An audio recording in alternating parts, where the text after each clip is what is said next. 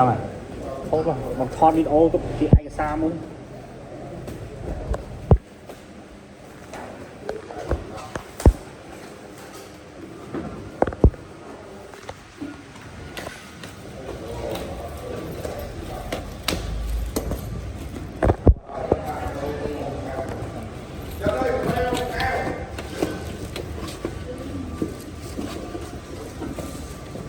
Xa một chút nào thì muốn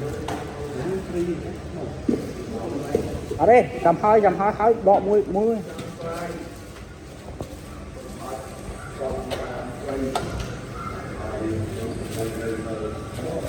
bỏ đọ bong không đấy đọ pin chắc có bán được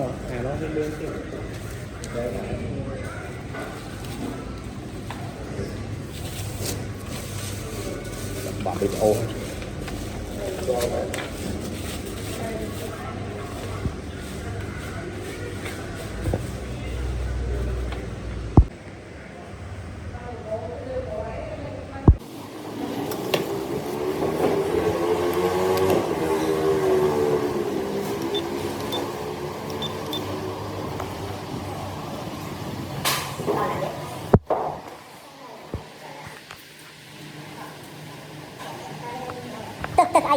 tức ai chạy mưa ai bỏ sẵn rồi tức ai đi này nho là thứ này